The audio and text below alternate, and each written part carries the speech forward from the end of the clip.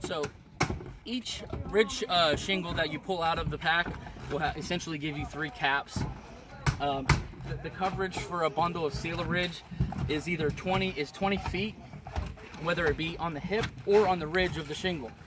Now, if it's on the ridge, these shingles actually go over top of this, and that's where it'll get the 3-inch nail in addition to it secured here and here, so that, and then the next shingle will be laid over that, allowing them to seal on the tar line and still have that 2.5-inch ring shank nail securing it.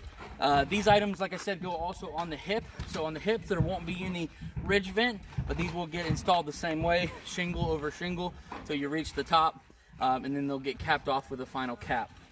And once we're completely finished putting the cap on, anytime we have any exposed nails, we will use a GSL 2300.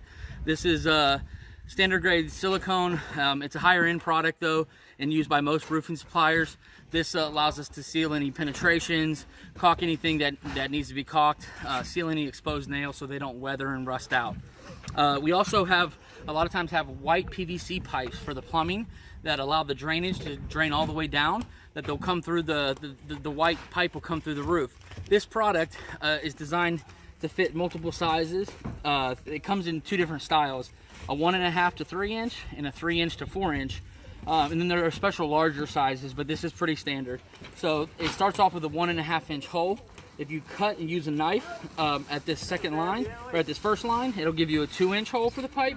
If you cut at this third or the second line, it'll give you a 3-inch hole for the pipe. And then it would slide and fit over there. It'll typically fit pretty tight if it's done correctly. And then this will get secured at the top, and shingles will lay around this so that the water can drain around it. But water can still go into that pipe. It's not hurting anything. It's a plumbing pipe. But you do want to make sure this is sealed, because if water enters around this edge, once it's secured around the pipe, then it can go directly into the house and cause a leak. This is one of the most common leaks that you'll see on a roof. This rubber here, it wears out in 7 to 12 years depending on the roof. And again, it's one of our most common, so a lot of times we like to take this GSL2 when we're finished and apply it around there. It'll help extend the life of the pipe. And also, one product that I forgot to mention is a plastic cap. This comes in about a count of about 2,000. The coverage on it is about 20 squares or so.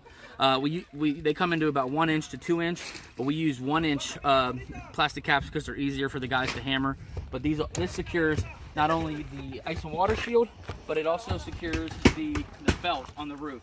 It's primarily used for that. A lot of times it'll get used on the ice and water shield on just the perimeter edges, but on the entirety of the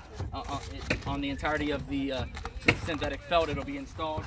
You can even see here that if you get a close up here, that it shows you where to put the plastic cap nails or roofing nails. So it's just a diagram showing that it should go there. So these are installed in multiple places on this product, and this secures it and helps spread out the load so that it can hold it up there. This will also make it safer than putting a regular nail. A regular nail is more likely to rip in that than if it does have the plastic cap. But these are also ring shanked all the way through so that they secure into the wood better and allow that coverage.